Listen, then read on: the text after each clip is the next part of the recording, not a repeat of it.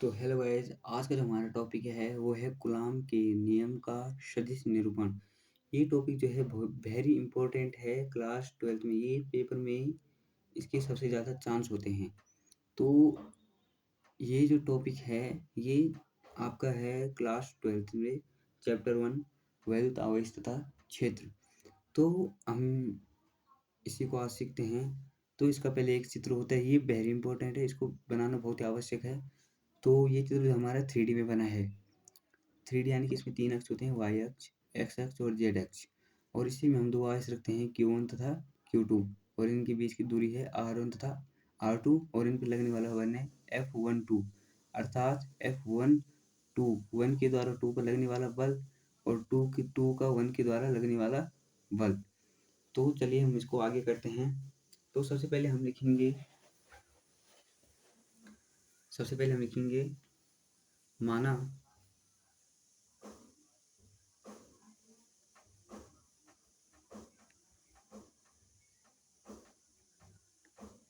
माना कोई बात नहीं, दूसरे कैंसिल करते हैं। माना दो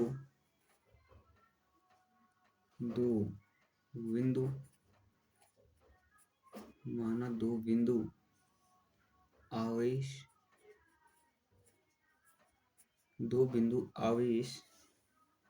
Q1 व Q2 हैं, जिनके जिनके मूल बिंदु जिनके मूल बिंदु के सापेक्ष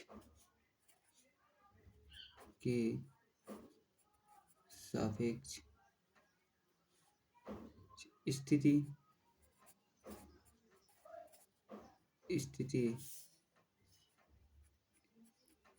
सदिश क्रमशः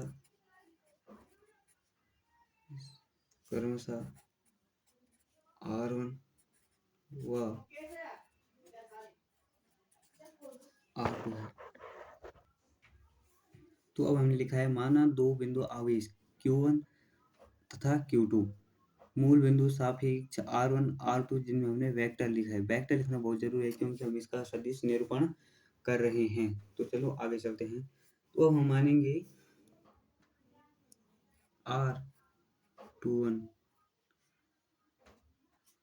बराबर R2 माइनस R1। ये हमें मानना पड़ेगा। R2 और 1 होगा, वो 2 में से 1 को घटाना, यानी कि जिसका आप निकालोगे उससे छोटे वाले को घटाना है। तो हम इसको परिणामी सदिश के रूप में लिखते हैं। R21 बराबर R2 वेक्टर R1। ठीक है। तो अब हम लिखेंगे, थोड़ा नीचे करेंगे हम। अब लिखते हैं कि कूलॉम के नियम से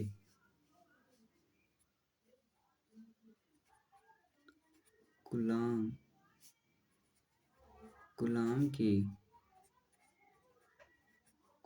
के नियम से आवेश Q1 तथा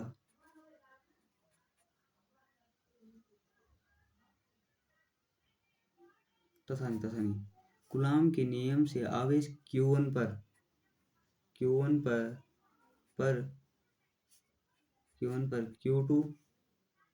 के कारण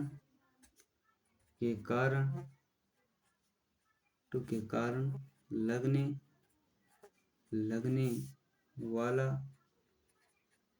वाला विद्युत बल वेक्टर F12 हो। तो अब हम इसका मतलब समझेंगे।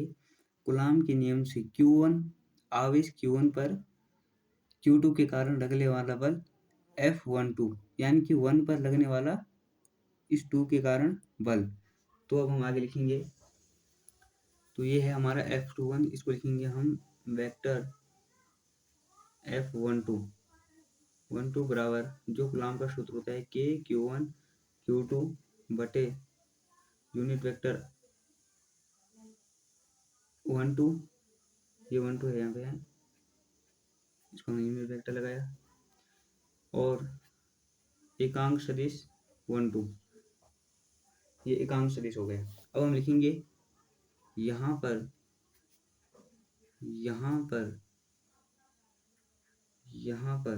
R12 यूनिट वेक्टर, इसकी बात चल रही है अभी R12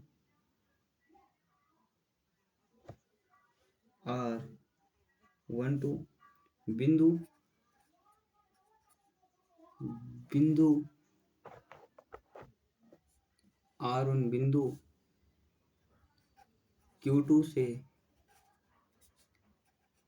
Q1 की ओर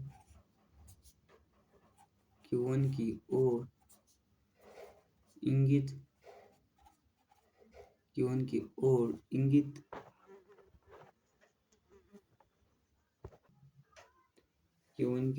थोड़ा हमने सही कर दिया इसे, इंगित करने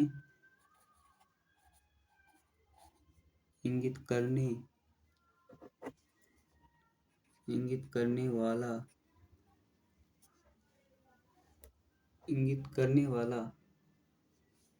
एकांक सदिश है। तो यहाँ पर लिखेंगे हम यहाँ R12 कैप बराबर R12 यूनिट वेक्टर बटे R12 यूनिट वेक्टर, ये आपको याद रखना पड़ेगा, क्योंकि ये आपको आगे सूत्र में काम करेगा। तो अब लिखते हैं हम इस सूत्र को हम फिर से लिखेंगे F12 बराबर K Q2 बटे में परिणामी जो है यूनिट वेक्टर R2, ये R2 का स्क्वायर होगा, सॉरी, ठीक है। तो आगे हम चलेंगे, अब इसी समीकरण को हम लिखेंगे F12 बराबर K Q2 बटे vector R12 whole square into, अब जो ये कैप है ये, अब इसके जो ये मान है ये हमने यहाँ रखना है, ये हम डायरेक्ट इसका मान रख रहे हैं यहाँ पर, तो आप भी रख देना R12 कैप बटे में R12 वेक्टर। अब आपको एक चीज दिख रही होगी कि ये और ये दोनों सेम है, तो हम इसको अगर इसके साथ जोड़ेंगे तो इसकी घात 1, 2 के साथ 1, 3 हो जाएगी। तो यदि हम इसके साथ इसको जोड़ देंगे तो अब ये हो जाएगा, ये होगा F12 बराबर K Q1 Q2 बटे R12, इसका घात 3 हो जाएगी और इसमें यूनिट वेक्टर लग जाएगा। अब जो ये है, ये इसकी जगह हमने यहाँ पर माना है, यहाँ पर ये इसकी जगह हम इसे लिख सकते हैं, तो हम यहाँ लिख रहे हैं इसकी जगह R12 यूनिट वेक्टर की जगह हमने ये माना था, ये नीचे वाले ये R21 R1 माइनस। अब हम यहाँ पर क्या करेंगे, इस 1 से 2 को घटाएंगे, क्योंकि हम मान रहे हैं 1 के द्वारा 2 पर लगने वाला बल। ये देखिए 1 के द्वारा 2 के कारण पर, मतलब 2 के द्वारा 1 पर लगने वाला बल, तो पहले हम क्या लेंगे, 1 को लेंगे। तो अब लिखेंगे हम R1 unit vector minus R2 unit vector, ये हमारी हो गई पहली समीकरण, ये हमारी पहली समीकरण हो गई। तो ये हमारी पहली समीकरण हो गई, शायद आपको दिखा ना हो तो मैं फिर से बता रहा हूँ। F12 के ये हमने यहीं पर रखा है, ये जो 1 2 है इसको हमने इसके साथ जोड़ा, ये जब इसके साथ जुड़ा तो ये जो 2 घात थी वो 3 हो गई, क्योंकि अगर R स्क्वायर होता है तो अब इसके साथ ये घात 1 और जुड़ गई है। अब जो ये R12 वेक्टर, इसका मान हमने ये ऊपर दिखाया था, यहाँ पर लिख देता हूँ मैं, चूंकि R12 यूनिट वेक्टर का मान होता है R2 माइनस R1, इसको हमने लगाया यूनिट वेक्टर। ये थोड़ा बीच में आपको ध्यान रखना पड़ेगा तो चलिए हम आगे चलते हैं। तो अब आगे चलेंगे तो अब हम लिखेंगे, तो अब हमारा है इसी प्रकार इसी प्रकार इसी प्रकार इसी प्रकार आवेश इसी प्रकार आवेश इसी प्रकार आवेश Q2 अर्थात, अब इसको मैं बाद में समझाऊंगा, पहले मैं लिख देता हूँ। Q2 पर Q1 के कारण Q1 के कारण लगने वाला विद्युत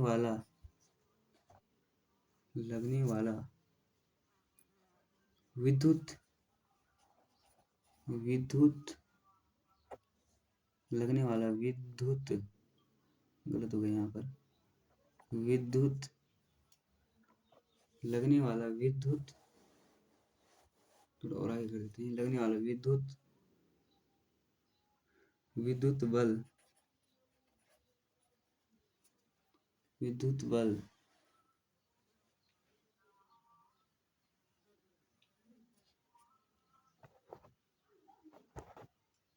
लगने वाला विद्युत बल F21 हो तो अब हम इसे समझते हैं।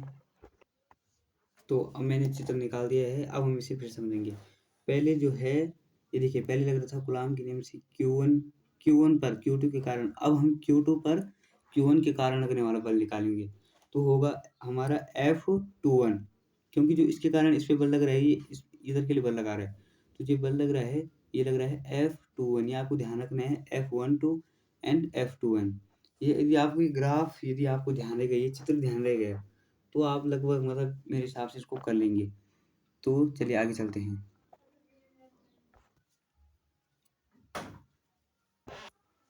तो अब हमने लिख लिया है इसी प्रकार आवेश Q2 पर Q1 के कारण लगने वाला बल, जो हमने आपको समझा दिया है। और ये होगा हमारा F21। यूनिट वेक्टर जरूर लगाना है, क्योंकि आप सदिश गुणनफल कर रहे हो। इसका सूत्र होता है KQ1 Q2 बट्टे R21। परिणाम आपको जरूर लगाना है और वेक्टर भी जरूर लगाना है। तो इसी प्रकार यूनिट वेक्टर, अब यहाँ पर पहले 1 2 था, अब आपको 2 1 करना है। तो चलिए आगे चलते हैं, फिर हम आपको समझाने के लिए फिर लिख देते हैं यहाँ R21। ये आपको एकांक सदिश जरूर दर्शाना है। बिंदु Q1 से Q2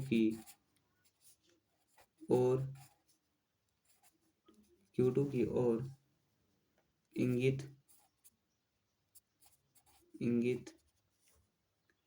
करने वाला एकांक सदिश है। जो हमने आपको पीछे समझाया था ये वही है। और तो हम लिख देते हैं जहां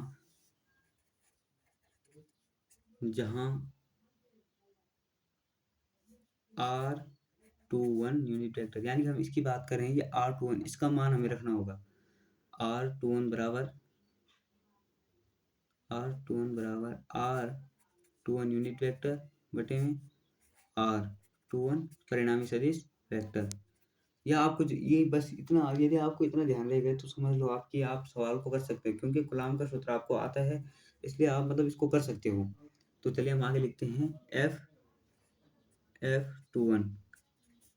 ये कूलॉम का सूत्र है K Q1, हमें यही लिखना है जो ऊपर था, बस इसके मान जो ये R21 है, ये बस इसकी जगह हमने मान ये रख देना है बस, और कुछ नहीं करना है, क्योंकि बहुत आसान है। K Q1 Q2 बट्टे R21, पीछे 1 2 था, यहाँ 2 1 रहेगा, और हमने 2 1 का मान रख देना है R यूनिट वेक्टर 2 1 बटे में R यूनिट वेक्टर 2 1। अब आपको लग रहा होगा कि ये दोनों सेम है, स्क्वायर हो गया, ये दोनों सेम है, तो हम आगे करेंगे। अब ये दोनों सेम है, यहाँ इसकी घात 2 थी, अब इसके साथ एक और जुड़ गया है।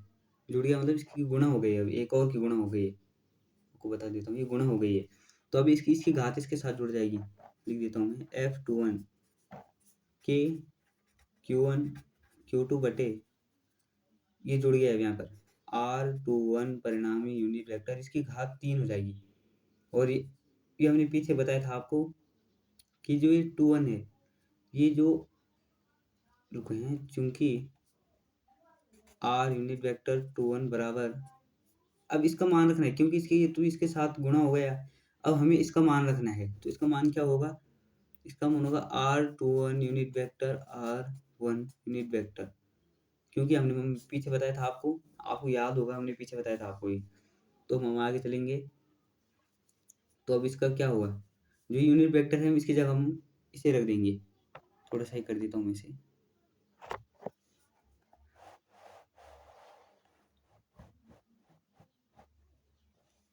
तो चलिए, ये R21 है, ये 2 है, ये -1 है। अब हमें क्या करना है, सिर्फ इसकी जगह, क्योंकि ये तो इसके साथ जुड़ गया है, अब इसकी जगह हमने ये रख देना है बस, R2 unit vector minus R1 unit vector, परिणामी लगाना जरूरी है। बस इतना हो गया। अब हम इसको समीकरण 2 मानते हैं। अब आपको यहाँ से ध्यान रखना है, अब आपको थ्योरी बनानी है। अब यहाँ लिखेंगे हम, यहाँ यूनिट वेक्टर R12 तथा R21 परस्पर विपरीत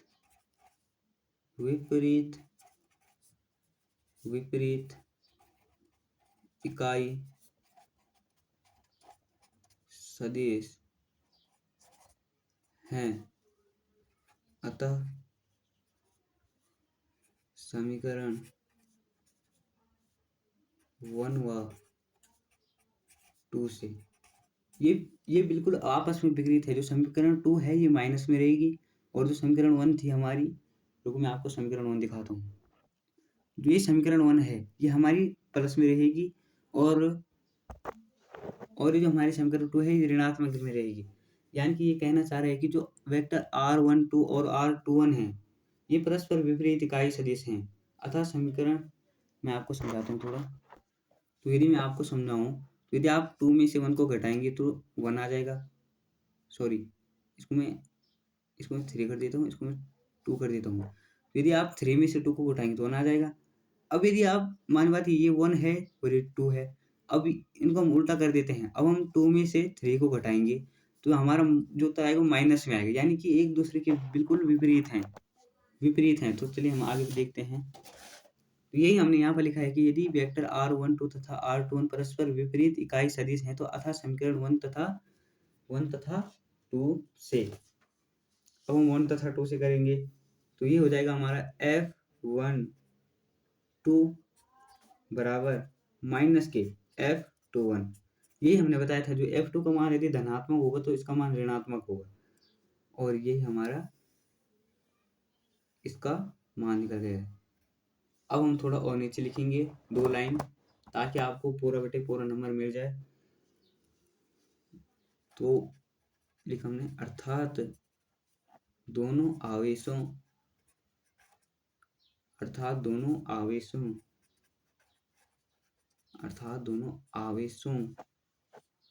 पर परस्पर लगने वाला बल परिणाम में समान तथा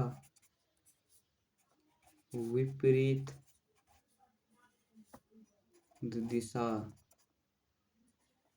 दिशा में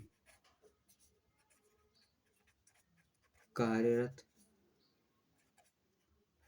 होगा। तो यदि आप समझ गए होंगे कि अर्थात दोनों आवेश परस्पर परिणाम में ये समान होंगे, लेकिन जो ऋणात्मक चिन्ह यहाँ पर है, ये ऋणात्मक चिन्ह दर्शाता है कि ये दिशा में क्या है? एक दूसरे के विपरीत है, यानी कि ये धनायन हो गए तो ऋणायन, यानी कि अंदर के लिए होगा तो दूसरे बाहर के लिए होगा। तो आपका ये सदिश निरूपण हो चुका है। तो यदि आपको वीडियो अच्छी लगी हो तो सब्सक्राइब करें और चैनल को लाइक करें और सब्सक्राइब करें और लाइक करें और चैनल को क्या करें? शेयर ज़रूर करें। तो धन्यवाद, मैं आपको अपनी वीडियो यहीं पर समाप्त करता हूँ और यदि आपको इसी प्रकार की वीडियो चाहिए तो हमारी चैनल को सब्सक्राइब करें। धन्यवाद।